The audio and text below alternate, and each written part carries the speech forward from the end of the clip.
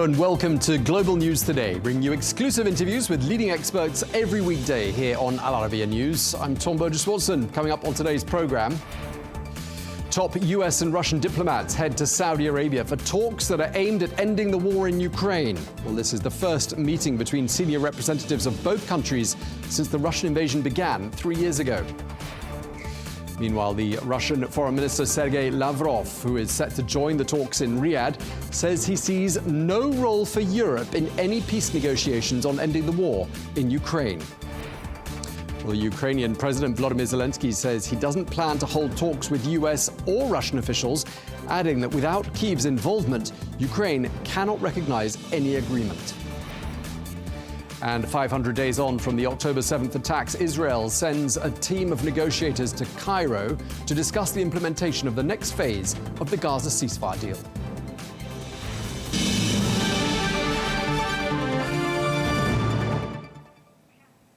Hello and welcome to the program. The US Secretary of State Marco Rubio is in Saudi Arabia. This as the kingdom hosts talks with top Russian officials aimed at ending the war in Ukraine. Well, these talks come less than a week after the US President Donald Trump spoke to his Russian counterpart Vladimir Putin by telephone. Well, this contact ends a 3-year freeze on direct contact between Moscow and Washington. Well, when asked about plans to meet President Putin, President Trump said, yes, he will, very soon, adding that he believes that Moscow does not want to take the whole of Ukraine and genuinely wants an end to the fighting. No, no time set, but it could be very soon. Like this month? Well, or? It'll be soon. We'll see what happens. But I think he wants to stop. That was my question to him. Because if he's going to go on, that would have been a big problem for us. And that would have caused me a big problem because you just can't let that happen. I think he wants to end it, and they want to end it fast. Both of them. And Zelensky wants to end it too. Let's get some more analysis now on these talks and how Ukraine views them and what they might achieve. Well, we can speak to Rudik, who's an MP in the Ukrainian parliament and leader of the Holos party. Great to have you with us on Arabiya News once again. First of all, will Ukraine accept a peace deal that is struck without Ukraine's involvement? Hello, Tom, and thank you so much for having me. No, Ukraine will not accept any deals. And we have been very clear together with our allies that nothing about Ukraine without Ukraine. And given that we have such a massive army that is fighting, having Ukraine's nation behind it, it doesn't seem realistic that there could be something that will be just given or thrown at us and that Ukrainian nation will accept. And in terms of what the terms of the deal might be, I mean, Moscow's saying it's not prepared to give up any land. President Trump has already said that Ukraine's not going to be joining NATO. I mean, what concessions might you expect President Trump to extract from the Russians? Well, for us, it's not even about concessions, but the main thing that should come to make any kind of deal is the security guarantee. This is the baseline, and this is absolutely critical. This is why we are not taking seriously any discussions right now, because they are not based on the security guarantees that are needed.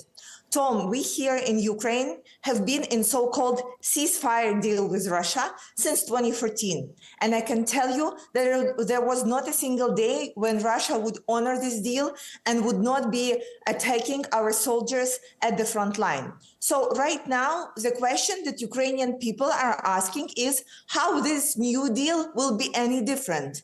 And that's why we need an understanding of how it will be secured and basically who or what in the whole world can make sure that Putin will keep his part of the bargain. As of right now, we have not seen any proposals that would answer this simple particular question. So how do you feel about President Trump and President Putin speaking on the telephone, getting to this stage of some sort of negotiations? I mean, do you think that he will be able to strike a good deal for Ukraine? I think, again, that any good deal for Ukraine would start with understanding how it will work further and how the security guarantees would work. The truth is that these security guarantees would be unpleasant for our allies. because it's either taking Ukraine into NATO or sending international forces here, or assuring that if Russia will break the deal, then somebody will go into full-scale war with them. So before this situation is resolved about how would you guarantee that, I think all the calls and talks and statements, they are just preparative, I would say. And if I may, we have heard many controversial statements from Donald Trump's team, including things that he himself said, what the Secretary of Defense said, and what Vice President J.D. Vance said about Ukraine. And these things, they don't really match too well together. This is why I think we should wait until the real proposal is on the table. I mean, do you believe that, we've heard President Zelensky saying he hopes President Trump's negotiating in good faith. I mean, everyone hopes that. But do you think that President Trump does have Ukraine's best interests at heart? Well, I think Donald Trump has America's best interest at heart.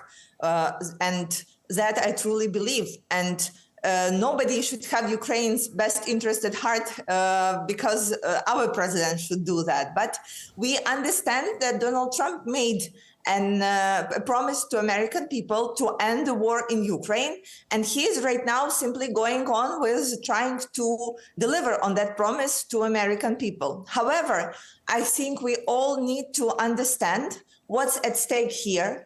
And at stake here is a precedent that in 21st century, one country can annex a territory of another one, commit all kinds of the war crimes, and then get away with that. And this, I think, Donald Trump, as someone who wants to be perceived as a strong leader, does not want to be a precedent that's happening under his rule.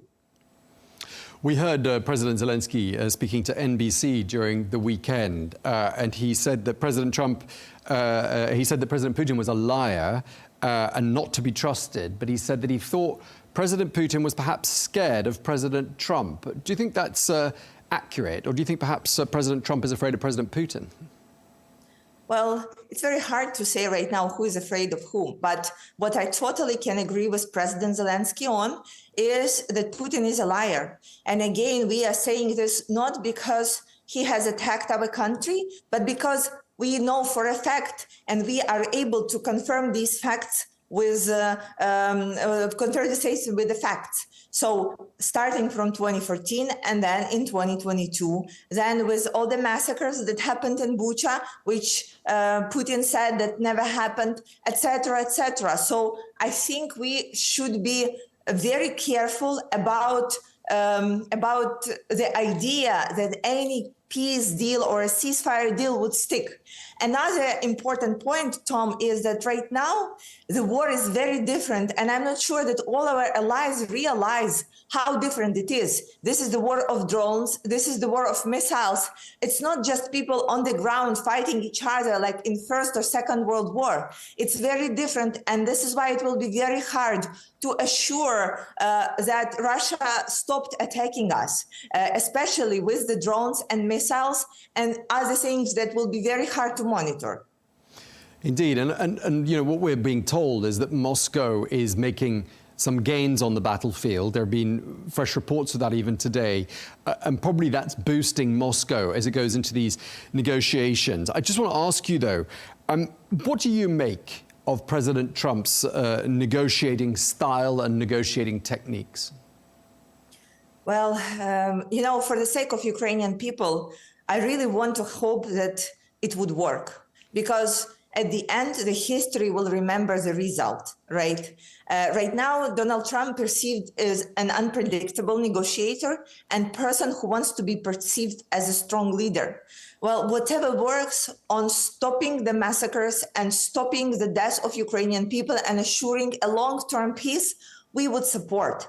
However, again, I think we should be very careful not to trust Putin and Russia's lies, because they can be very tricky, especially when they would say that it was not them. They will deny their responsibility, same as they have done for many years after they have taken down the MH17 plane that Russia has taken, or right now when they have taken down the plane of Azerbaijan Airlines. So I think we are talking about more complex picture here, and it would not be Putin trusts Trump, Trump trusts Putin. It would be actually on making sure that it would work. I just wonder how people in Ukraine and Kyiv are taking all of this in. I mean, a lot to think about. Morale presumably quite low, given that there have been these setbacks on the battlefield. This small settlement in northeastern Ukraine was captured today. An area of western Kursk has been taken back by the Russians. I mean, is society split in Ukraine, or on the whole, would you say people are heartened by the negotiations? What is the national mood? Well, people are, of course, concerned, especially because we have heard over the last 5 days many different statements from many people from Donald Trump's team. Our mutual understanding is the following, and we have seen it with the different world leaders. You cannot be talking about Ukraine before you come here, see what Russia has committed, and understand what the war is. And this is why we were waiting for the special envoy, Keith Kellogg, to be coming to Kyiv before even any negotiations would start. And this is why we are waiting for him to come this week, to look people in the eyes, to see how it is on the ground, to spend a couple of hours in a bomb shelter when Russia launches yet another attack. And there is another very important thing, Tom, that people here on the ground are being concerned, is that just a couple of days ago, Russia launched a drone onto the Chernobyl nuclear plant, something that no one in their sane mind would do. Children in Ukraine know that you don't mess with the nuclear power. And still we see Russia attacking the nuclear plant to send the world a message. And we are very much concerned about this because we have been through Chernobyl tragedy. And we know that that radiation doesn't care which passport you are holding and are you a member of NATO or not. This is why it is really serious concern that I think should be addressed first is arming Ukraine in terms of air defense, so we would be able to protect ourselves and Europe from potential attacks on the nuclear plants. Now, Kira, you've had to live with attacks on your country for nearly 3 years now. You've even seen your own home hit by explosives. You once said in an interview that if President Putin was standing in front of you, you would shoot him. And I'm just wondering what emotions, what goes through your mind when you hear that the US and Russia are trying to strike a deal? I would say that I'm just Ukrainian, right? It's not only about me.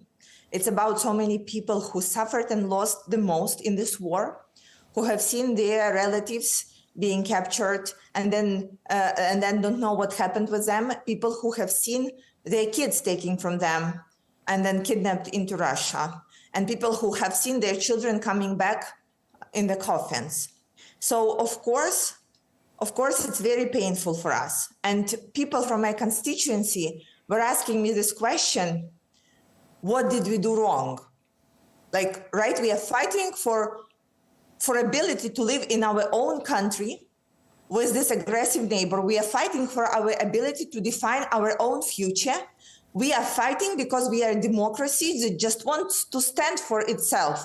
And we are a democracy that has given up our nuclear arsenal in 1994 for the promises that United States, United Kingdom, and Russia will support our territorial integrity. So the question is, what did we do wrong in the world's face that right now we do not deserve for everyone to be standing behind our back and supporting us to the point that we can push Russia back from our territories? And I do not have an answer to that. But I'm sure that after all this noise from different statements comes down, we will come down to this main question of how do we want to live in this world? What is the world that we want to build? Is it the world where is a power of law or the law of power? And I think it is right now in hands of Donald Trump to define that alongside with European leaders. And I really hope that he makes the right choice. As we speak, European leaders have been gathering in Paris. EU leaders are there. The NATO Secretary General is there. Why do you think Moscow doesn't want European leaders at the negotiating table? Well, that's very obvious because Europe behind Ukraine is strengthening Ukraine, and Moscow just wants to go back to bipolar world. Putin is dreaming of restoring Soviet Union. He was very vocal about that. And did anyone care about Europe at the time of Soviet Union? No, it was just like a map on the table, right? Right now, when European Union and together with the United Kingdom is the real powerhouse, of course, Moscow wouldn't want to see them. But President Zelensky said many times, and I support that it is only possible to sit at the table with Putin if we have the United States and Europe behind us at this table. And that's not happening. So, I mean, and one of the other things I wanted to ask you about is this notion that's been put forward by some countries, notably the UK, about having peacekeeping forces on the ground after an eventual peace deal is struck. Do you see that as being a workable solution? And if so, who would those peacekeepers be? Well, the main question is not about peacekeepers. The main question is what would happen if Russian drone will kill one of the peacekeepers and how this country would react. And this is a question that I would ask at this gathering that is happening right now of the European leaders. We appreciate you sending peacekeepers here, but are you ready to go to war if your peacekeepers will be killed by Russia? Because that's the main question, right? Not about having certain forces here. And then there is a question, are you sending peacekeepers with the weapons or are you sending them alone? And if you're sending them with the weapons, perhaps you can send those weapons earlier, because I will say it once again, Ukraine never asked for international forces here. We said what we are asking for is to have the weapons, the means to fight back. We understand that it is our own responsibility to fight for our motherland. And we have been doing this. And I think nobody would oppose that Ukrainian armed forces were brilliant at what they were able to achieve with the limited resources that they had. And right now, we still did not receive enough of the weapons that we were asking, or even enough of the weapons that were promised. So that is the key right now. And having the peace forces here, great, fantastic. Are you sending them with the weapons? Perhaps maybe you can send the weapons first, because we will have the best usage of it. Just lastly, I mean, President Trump said on the campaign trail he could end the war with a single phone call. That hasn't happened, but he has made this a top priority. The Trump administration isn't even a month old, and already, we are seeing action with regards to bringing about a conclusion to this. Lastly, do you trust Donald Trump to strike a deal that is acceptable to Ukraine? The truth is we do not know. And we know that the main goal of Donald Trump right now is try to break the alliance between Russia and China, because China, with his words, is the key adversary of the United States. And Ukraine falls up onto the bigger strategy of how the world would work, given that interest of the United States lies, first of all, in the Indo-Pacific region and less in Europe. And again, we do not know what's going to happen. We know that we are going to fight for our future same way as we were fighting in 2022 when there was nobody behind us. At the first day of the wars, everybody was thinking that we will go down in 2 or 3 days. You remember that, Tom, right? And so right now we know that we could be left in the situation exactly like that, and it doesn't change our plans. And our plan is to fight for our country. However, if there is a viable peace deal at the table, I think Ukraine will consider that, because we want to end this war more than anybody in the world. However, we want it to work. We cannot have this peace deal that will only be called peace deal, and at the end will be just giving Russia chance to regroup, retrain, continue producing weapons and supplies, and then attack us again. And not only Ukraine, but any other countries. If the peace deal is not stopping Russia, China, Iran, and North Korea from producing weapons, then the war will come back, and not only to Ukraine, but to other places on the map. Okay, we're going to have to leave it there. Thank you very much indeed for your time. Kira Rudik, MP in the Ukrainian parliament. Thanks again. Thank you, and glory to Ukraine.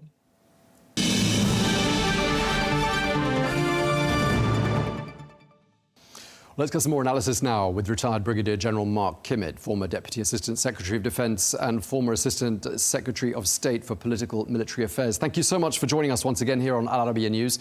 We've heard from the Ukrainian President Volodymyr Zelensky saying that any deal must include long-term security guarantees. And I just want to ask you, first of all, do you think the US is likely to get those guarantees, or do you think the United States is being naive here?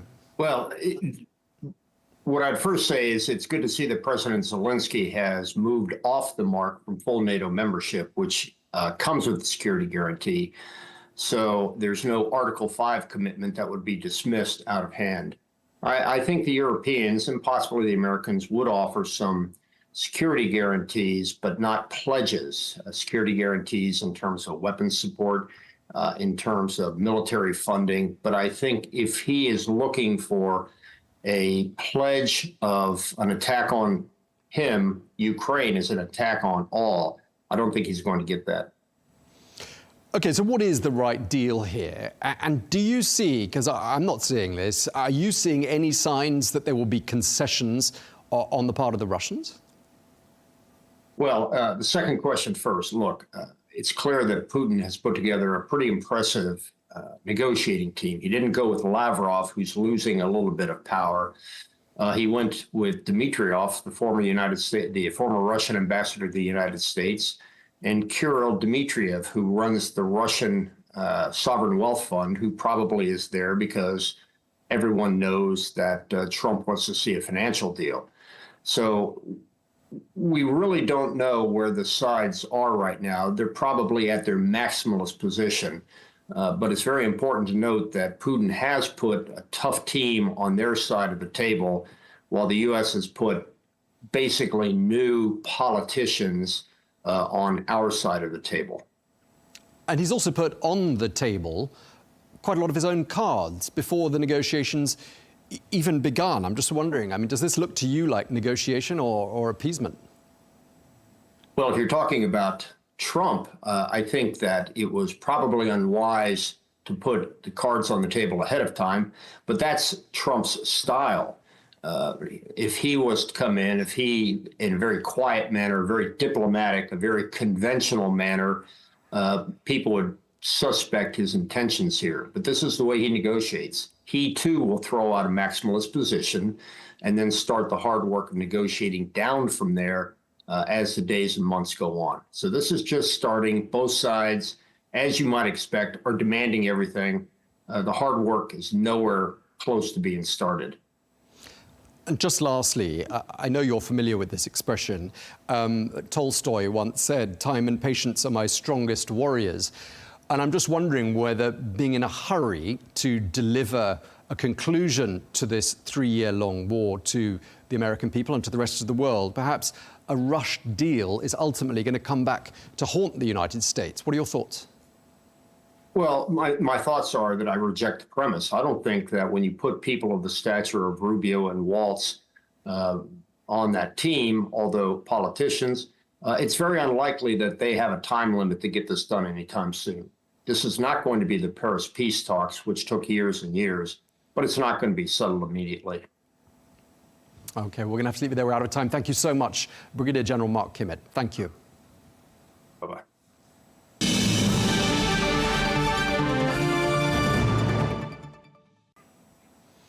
Now, European leaders have convened an emergency summit in Paris after US officials revealed plans to meet with Russian officials in Saudi Arabia without the attendance or the involvement of any European country. Well, this has raised concerns that the US president may offer concessions to Russia, potentially undermining Europe's security architecture. Well, fearing a shift in Washington's policy, leaders gathered there in the French capital are discussing how to respond as both the EU and Kyiv argue that they've been blindsided in the whole process.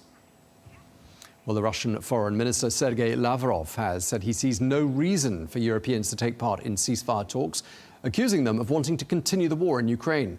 He also ruled out conceding or handing over territories as a condition to ending the fighting. The European philosophy hasn't gone anywhere, so I don't know what they should do at the negotiating table. If they are going to weasel out some cunning ideas about freezing the conflict while actually intending, as is their custom, nature and habit, to continue the war, then why should we invite them at all?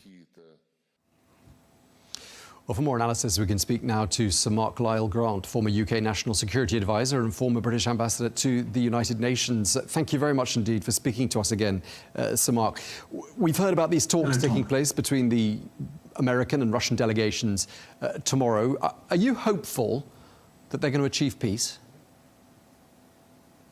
Well, I'm pretty certain they won't achieve peace, at least in the short term, because the Ukrainians have not been invited to these talks. So it's very much the sort of opening salvo in what I think will be quite an extended period of negotiations.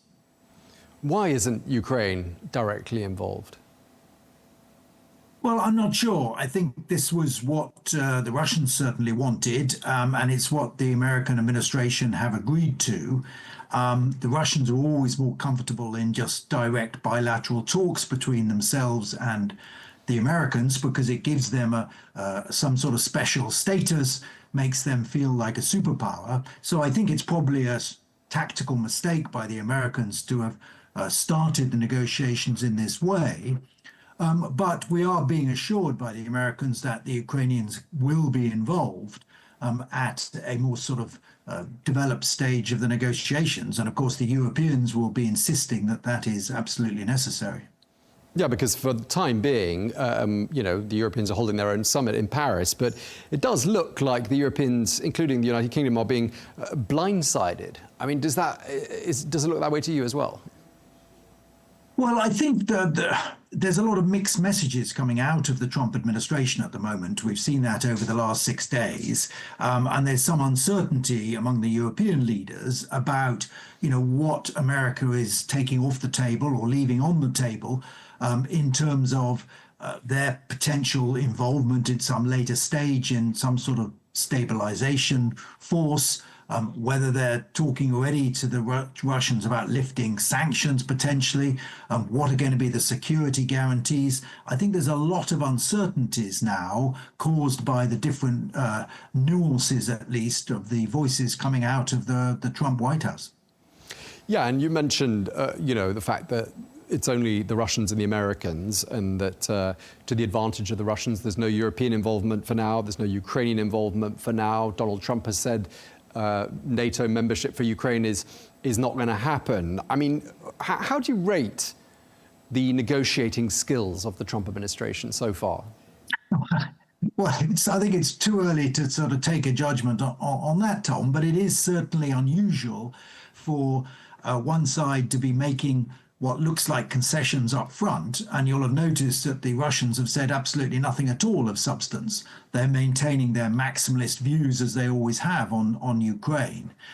So I think it is somewhat unusual for the Americans to be laying out some of their negotiating tactics in advance, and particularly doing so in the absence of any agreement from the Ukrainian side.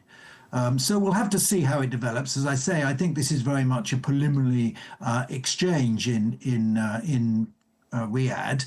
And I think there's going to be a lot more negotiations, which will involve both the Ukrainians and, I hope, the Europeans over the next few weeks. Yeah, the British Prime Minister, Sir Keir Starmer, has offered peacekeeping troops as part of an eventual peace deal. A lot of top military brass in the United Kingdom, though, is saying that's completely unrealistic. I mean, what are your thoughts? Do you think that's the right way to go with peacekeepers? Well, I'm not sure there'll be peacekeepers. It's perhaps part of a sort of stabilization type force, and they're not going to be in the front line, as it were, in touch with the Russians. I don't think the Russians would accept any force that was purely a NATO force or came under the NATO umbrella anyway. But I think it's important that European leaders, and I'm sure this will happen as a result of the summit today in Paris, that they step up and say, look, we are prepared to increase our defense spending. We are prepared to put our troops, in Ukraine as part of some acceptable settlement. But we're a very long way from that. I think it's right of Keir Starmer to come out and say, yes, we would be part of that. We wouldn't be the main part even, probably, but we would be a significant part of that. And I'm sure that's the right approach to take.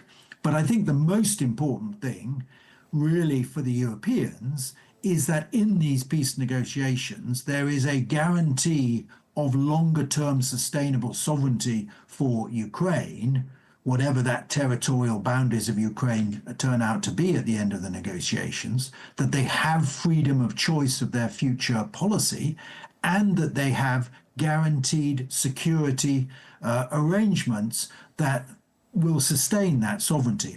And at the moment, I have to say that I think that would be very difficult to do without some form of American involvement. Yeah, I mean, all of this is a major wake-up call, isn't it, for European and NATO leaders who were warned during the first Trump administration they weren't spending enough on defence. Even now, only 2/3 of NATO members are spending the target 2% on defence. That means a third aren't.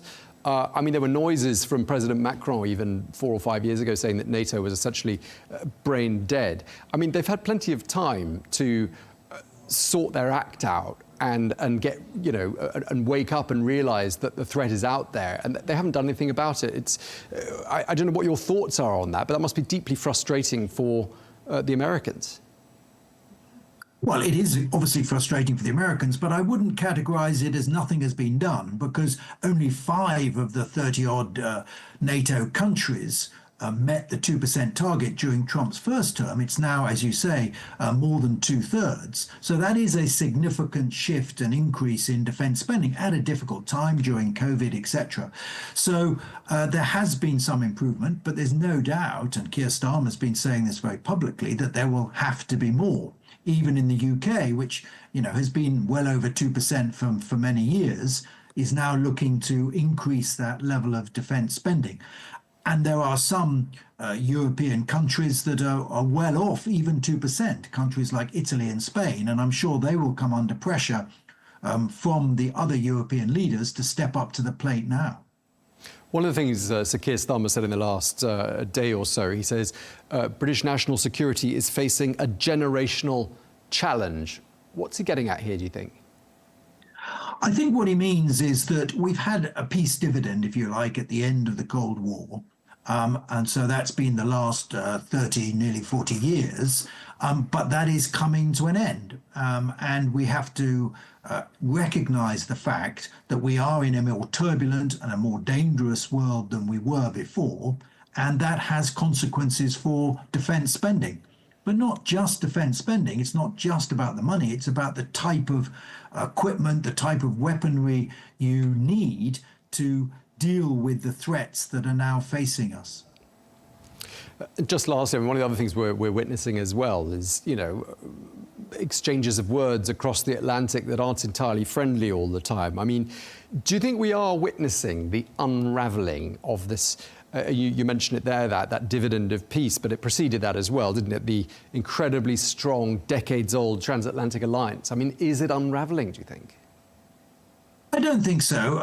Even President Trump is not questioning sort of American membership of NATO or the Article 5 commitment to defend each other's interests.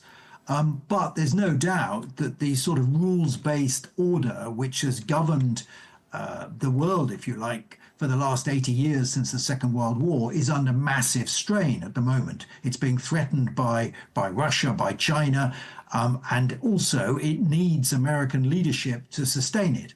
And it's that post-Second World War order which has promoted both global prosperity and economic prosperity, security and prosperity. And that is now in question, undoubtedly. So I think we're at quite an important inflection point in history, but I wouldn't say that the transatlantic partnership is under very serious threat at the moment, no. Just lastly, Sir Mark, I mean, with regards to Ukraine, and we're seeing these efforts being made to broker a conclusion to the war, there's a saying that winning wars is expensive, but not nearly as expensive as losing them. Who's lost this one? Well, I think both sides have lost is the reality. It's quite clear that President Putin has lost. I mean, what he planned as a 3-day sort of takeover of Kiev to install a puppet government has turned into a 3-year war of attrition where the Russians have lost or had maimed over 800,000 troops and are now dependent very heavily on Iranian missiles, North Korean troops. So he has clearly lost. And he's particularly lost because he wanted less NATO, and he's now got more NATO with the expansion of, you know, the involvement of Sweden and Finland has doubled the length of the border between NATO and Russia. The military credibility of Russia has taken a massive hit. So he's certainly lost. But sadly, I think Ukraine has already lost. Despite its heroism and sacrifice, it's lost some territory which it may not be able to regain in the negotiations, and it's lost hundreds of thousands of its own young people as well. OK. Sir Mark Lyall-Grant, former UK National Security Advisor, thank you very much indeed for your time today. Thank you, Tom.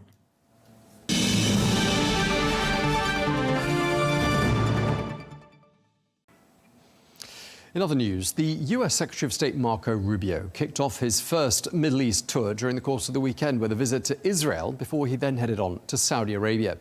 Well, he's been expressing strong support for Israel and issuing stern warnings to Iran. This as the region reacts to President Trump's proposal to own Gaza. Well, Rubio, a vocal supporter of Israel in its war in Gaza, was warmly welcomed in Jerusalem by Prime Minister Benjamin Netanyahu and other officials. It is an honor to be back here. I've been here many times before as an American visiting and then as a member of the United States Senate, but now for the first time as the Secretary of State of the United States, and it's an honor to be here. The President's also been very bold about his view of what the future for Gaza should be. Not the same tired ideas of the past, but something that's bold and something that frankly took courage and vision in order to outline. And it may have shocked and surprised many. But what cannot continue is the same cycle where we repeat over and over again and wind up in the exact same place. Related to that, the President's been very clear. Hamas cannot continue as a military or government force. And frankly, as long as it stands as a force that can govern or as a force that can administer or as a force that can threaten by use of violence, peace becomes impossible. Well, for more analysis, we're joined here in the studio by Dr. Ahmad Thougan Hindawi, who is the former Minister for Industry and Trade to the Kingdom of Jordan, a former member of the Jordanian Senate, and now the chairman of the Jordan Business Council here in Dubai. Thank you very much indeed for joining us. Great to have you with us. Thank you. Now, you've written this open letter to President Trump, and in it you say, please allow me to clarify the following things. You will not own Gaza. You will not take it over. Gaza, Palestine and Jordan are not for sale. Gaza and Palestine are not real estate projects for speculation. They are the ancestral homelands of millions of Christian and Muslim Arabs who are the rightful owners of the land. Let me ask you this. What were you seeking to achieve with this letter? First of all, Tom, thank you very much for having me here.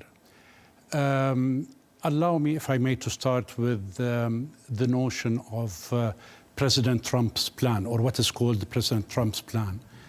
I genuinely, Tom, do not believe that it was a plan. A plan usually is thought of.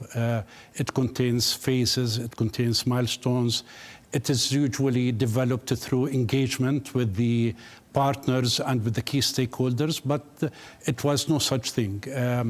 I genuinely believe that it was just a collection of speculative remarks that are completely detached from the reality. And I felt what it reflected, it truly reflected a genuine and deep lack of true understanding by President Trump of the genuine root causes, political and humanitarian, of the Palestinian cause. Okay. So I felt that I need to have my voice heard, hoping that President Trump will get the chance to have a look at it.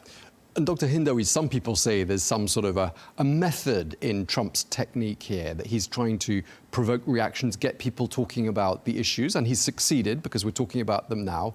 What do you think of that interpretation? It may be, and I hope it is. Everybody initially talked about an original idea, a genuine idea. Prime Minister Netanyahu said that this is an original, genuine Trump idea. The secretary, the foreign secretary of the United States also echoed this. Again, Tom, I genuinely believe that it was not such a case. I believe that the idea originally generated by Prime Minister Netanyahu, I believe that it has been generated by the extreme right-wing government of Prime Minister Netanyahu, maybe by Israeli lobbyists within the United States who supported President Trump during his campaign, and it was pushed to the world through President Trump. This is what I believe. Okay. And you say that in your letter. You say, do not allow a war criminal to manipulate you, using pretty strong language. I assume you're talking about the Prime Minister of Israel there. Exactly, he's convicted. But again, to be fair on Mr. Trump, what he's done has been a catalyst for a lot of discussion, and this Arab plan, which has been put forward as a counter plan to Mr. Trump's plan, and a five-nation summit in Riyadh later on this week. I mean, some results have come out of this, and you can't say all of them are bad. I agree to a certain degree, but again, President Trump could have stimulated the thinking of the day after using more realistic approaches. See, Tom, what not only Jordan, not only Egypt, not only the Palestinians, it's almost all of the world felt that this so-called plan is completely illegal, completely immoral, unethical, impractical. It cannot be implemented. It's destabilizing, not only for Jordan and the Middle East, it's destabilizing for the whole of the world. As I mentioned in the letter, it violates international law. It is an obvious call for ethnic cleansing, for uprooting indigenous people, the Palestinian people, and forcibly displacing them out of their country. It is a call for theft, for stealing the land. I will own it, I will control it, I will build a Riviera on it. A laughable notion in a sad sense. The true and genuine cause of the problem is the genuine strive of the Palestinian people to achieve their rights, establishing their own homeland on their ancestral land, which is Palestine. Yeah. One of the other things you say in this letter, you say bullying does not work in international politics, least of all with the Jordanians and the Palestinians. Did it look to you like President Trump was trying to bully your king, King Abdullah II, when he came to Washington? Let me start with the positive, Tom. Jordan's relationship with the United States is a strategic one. It's a historical one. We have extreme, close, and strong ties at all fronts: military, security, economic, social, and we cherish that relationship, and we want it to sustain and persevere. But the way that President Trump presented his so-called idea and saying that Jordan and Egypt will accept the expelling of refugees, Palestinian refugees, into those countries, knowing that Jordan and His Majesty the King look at this issue as a red line. Look at it as an existential threat to the sovereignty, to the stability, to the security of the country and of the region, made it look as bullying. You are trying to push something that is completely illegal, completely impractical, and threatens, have a detrimental impact on the sovereignty of your strategic allies. So that's what I tried to mention and clarify. And this does not work. I mean, His Majesty said it. The Crown Prince, His Royal Highness Prince Al Hussein said it. The Prime Minister said it. The Foreign Minister said it, that this would be considered by Jordan as a declaration of war, because we would have been put in the corner and there would have been not many other options that we can pursue. Help us understand this then, Dr. Hindawi. Jordan already home to more than 2 million Palestinian refugees. Many more people in the Palestinian population, in the Jordanian population, are of Palestinian origin, but they're not of refugee status. Why can't Jordan, and I know the answer to this, but I'd like to hear it from you, why can't Jordan take in more Palestinians? His Majesty the King and the Jordanian people, as I mentioned before, Tom, look at this as an existential threat to the sovereignty, to the security, and to the stability of the region. Jordan perceives what is happening in Gaza as a prelude of what could happen in the West Bank. There is 2 million Palestinians in Gaza, and there is 5.5 Palestinians in the West Bank. There is a total of 7.4 million Palestinians living on ancient Palestine, alongside 7.1 Jews. So if this starts in Gaza and then it continues in the West Bank, and already Israel is starting this in the West Bank, Tulkarem refugee camp, Jenin refugee camp, Ain Shams. Already during the past couple of weeks, Israeli armed forces demolished hundreds of homes, evicted 20,000 people, Palestinians, in the West Bank, in the Jenin camp. So it is like a prelude. It's a practice of what could happen next to the West Bank, which would be detrimental to the sovereignty, to the security and stability of Jordan. Right, because the West Bank borders directly Jordan, so that would have security consequences for your country. Exactly.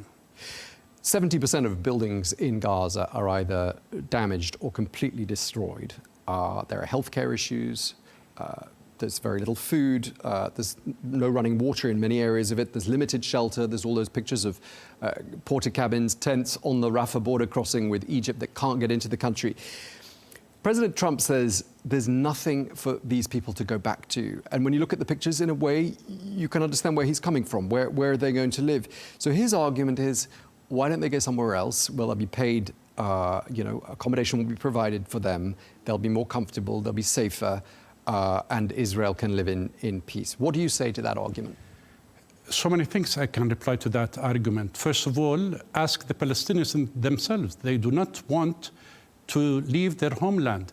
Why do you think, Tom, that 1 million Palestinians, when the road was open to the northern of Gaza, there was this pilgrimage from the southern part of Gaza to the northern part, knowing that their homes were completely demolished? They could have waited at the borders of Egypt and waited for the borders to open and to exit. First of all, Palestinians do not want to leave their land.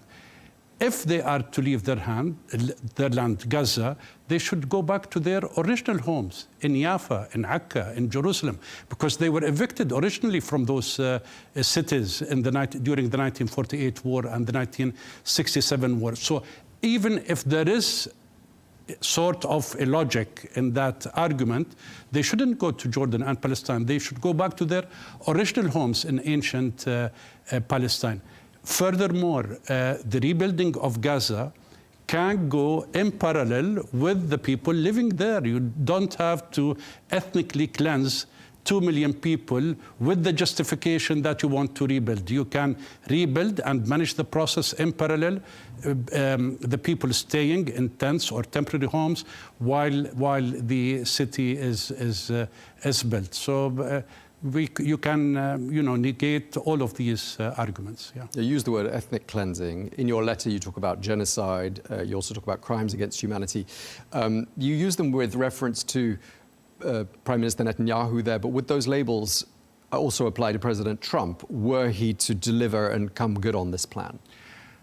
I tried to refer to the clauses of the International Criminal Court and the Rome Tribute, where they specifically highlight ethnic cleansing and the call for ethnic cleansing of indigenous people by force out of their country as a war crime, punishable by international criminal law. I did not specifically mention any president or any political figure, but I was just noting that according to international criminal law, such acts and the calling for such actions is considered a violation and a punishable violation of international criminal law.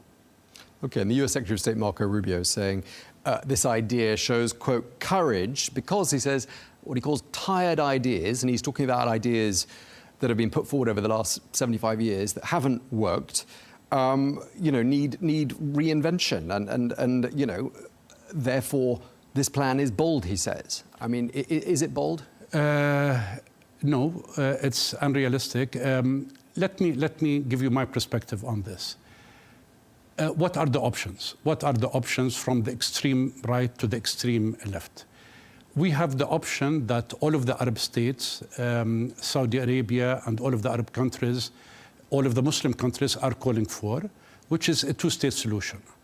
The Palestinians get their land, get their country on the borders of the 1967 war, the West Bank and Gaza, and in return, Israel gets not only security, but gets normalization of relations, trade, economic, all of the other, which is an extremely fair deal from our point of view.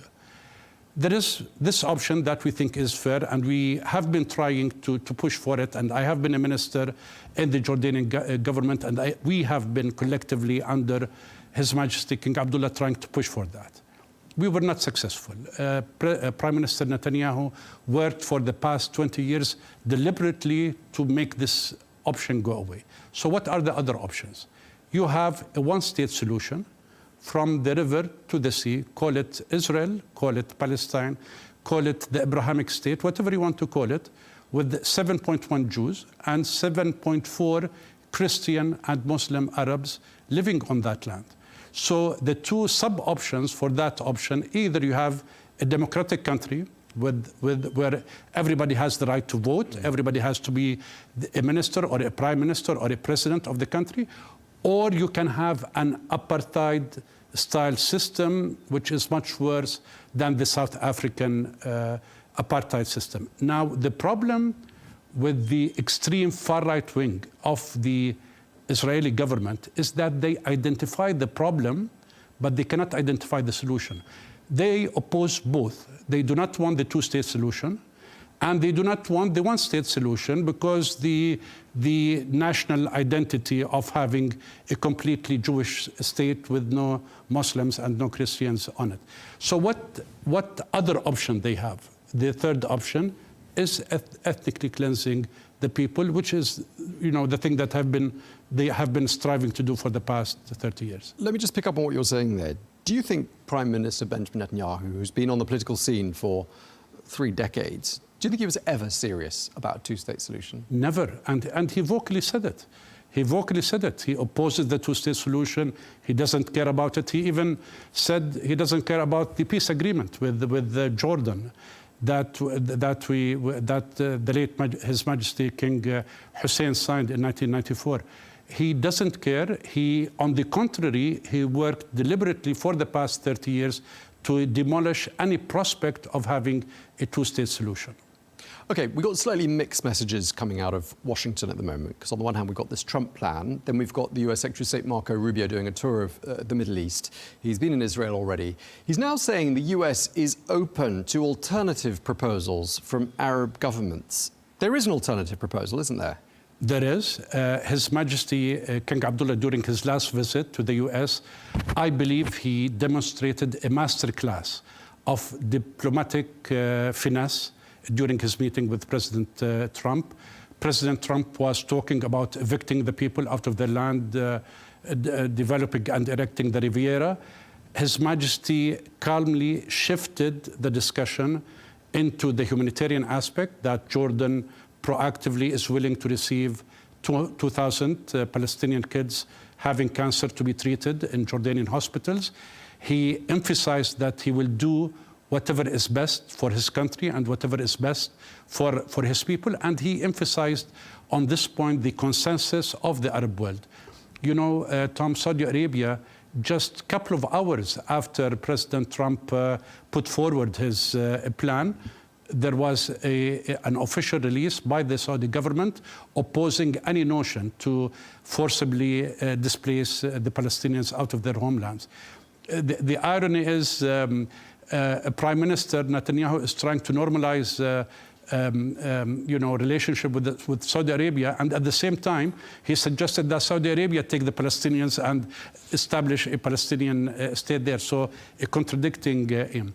Yes, there will be a meeting of foreign ministers in Saudi Arabia on the 20th, and there will be an Arab summit in Cairo the week after, and there will be a proposal emphasizing collectively that the Arab world opposes any idea for the ethnic cleansing of the people of Palestine out of their country, and proposing a parallel plan to rebuild Gaza while people stay there. So just picking up on what you're saying, the Arab world, you know, all the major nations of the Arab world, the Arab League as well, have been absolutely clear that they are vehemently opposed to this whole idea of displacing 2 million Palestinians, sending 1 million here, 1 million there. Do you think President Trump underestimated the resolve and the solidarity of the Arab nations? Frankly speaking, Tom, and I have been frank for the whole of this interview, I genuinely believe that this whole idea coming from the far right or the Prime Minister of Israel or the Israeli lobbyist is part of attempting to pay back those who supported President Trump during his elections. It's not anything more or less than that. There are mega donors, Mariam Adelson or other like His Majesty King Abdullah described them as the usual suspects, and they pushed this idea to President Trump, and it is now his way of saying, yes, I kept my promise. I'm trying to push this idea forward, but the whole world is opposing it. He's doing what he was expected to do. He didn't think it over. Maybe he did not expect, as you correctly said. I don't think that he expected that there will be this massive, opposition, pushback. The Prime Minister of the United Kingdom, the presidents and prime ministers and the chancellors of European nations, the Prime Minister of Australia. I mean, President Trump said, I have discussed this with many, and all of them, they agree and support. I wonder who supports it other than Prime Minister Netanyahu, his far right-wing government, maybe Mariam Adelson and Mr. Kushner. But other than that, I suspect that there is anyone in the world, people or officials, who support that idea. Indeed, and of course Jordan, a historic ally, and we've been talking about that, of the United States, a strategic ally. Egypt as well, a strategic ally. Both nations recipients of major sums of aid as well from the United States. We'll talk about that in a minute. But the Egyptian president, just to be clear, Abdel Fattah al-Sisi, called this displacement idea an injustice that Egypt cannot take part in. I mean, it sounds to me, listening to what President Sisi is saying as well, like this plan is never going to happen. It is never going to happen. As you know, my first line in the letter, it will never happen. There is, I'm trying to be as diplomatic as possible, but there is no chance in hell that this plan is going to be implemented. It is not going to be implemented. And we can talk about U.S. support to Jordan, economic support, and the benefits to both Jordan and the U.S. to have a close strategic ally in the Middle East as Jordan. Is there a risk, do you think, that Mr. Trump is going to cut that off? I do not believe so. Even when President Trump was challenged by one of the reporters, because he has been spending most of his time during the past weeks in imposing tariffs left, right, and center. So one of the reporters asked him, is the U.S. aid to Jordan in jeopardy, and he deviated the answer. He said, no, it is a strategic partner. The issue is, Tom, the United States, as I said, is a strategic partner, long-term, historic. We cherish it. We want to sustain it. We do not want to lose that partnership. Their support to us is $1.4 billion US every year, constituting 5% of the annual budget of Jordan. We genuinely believe that the benefits to the interests of the United States having this strategic alliance with Jordan far exceed this $1.5 billion US. Could someone else step in and help out if many others can step in? Our Arab brethren, Saudi Arabia, United Arab Emirates, Europe.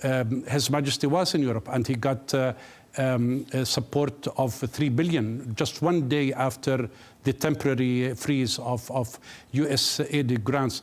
The doors of regional powers is open to Jordan. The doors of the Far East is open to Jordan. And they have welcoming arms to Jordan to embrace a strategic partnership. But again, Tom, Jordan cherishes the strategic partnership with the US. We long for continuing such a strategic partnership. I believe that, if I may use the term, the deep state within the United States will not allow anyone to jeopardize a strategic relationship with an ally to gain political favors by lobbyists. And I think that what happened a day after that meeting with His Majesty the King, when President Trump gave a televised speech directed to the Jordanian people, telling how wonderful the Jordanian people are and how wonderful our king are. We know how wonderful our king are. We do not need somebody to say it. And the spokeswoman of the White House again said that His Majesty stressed that he wanted the Palestinian people to remain on their land, while President Trump thought otherwise. Okay, if you had a message to President Trump right now, based on what you've written in that letter, just summarize for us, what is your appeal to President Trump? I appeal to President Trump for the sake of the United States and its people, for the sake of the strategic alliance of Jordan, not to allow himself to be pulled by someone who will deeply hurt American interests in the region, and not only the region, but the world and US interests will suffer. I beg of him, I appeal to him to realize this fact. I know the internal politics in the States. I know the power of the lobbyists in the United States, but there is a higher national US interest that has to be preserved. And by keeping and maintaining that strategic alliance with the strategic partners in the region, he will be able to achieve that national US interest. Okay, so this is a message coming from a former Jordanian government minister. Just returning to your letter that you wrote to Mr. Trump, it is addressed, "Dear Mr. President," so you've written to him before. Did you hear back? No. What response did you get? The response that I get through his televised speech to the Jordanian people, including myself, downtoning his plan, not mentioning it again that, yes, I'm pushing for that.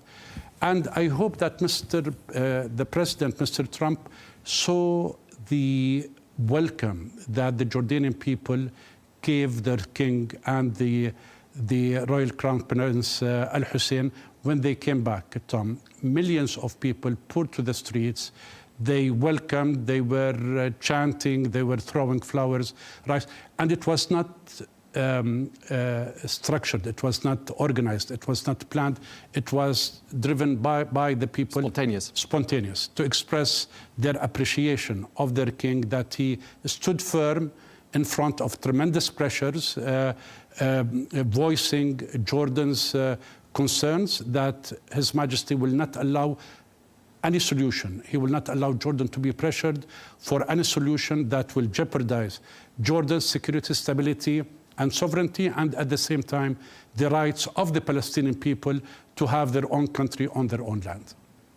Okay, well, we're going to have to leave it there. We're out of time. Thank you very much indeed, Dr. Ahmad Thougan Hindawi. Thank you for taking the time. Thank you for having me. Thank you, sir.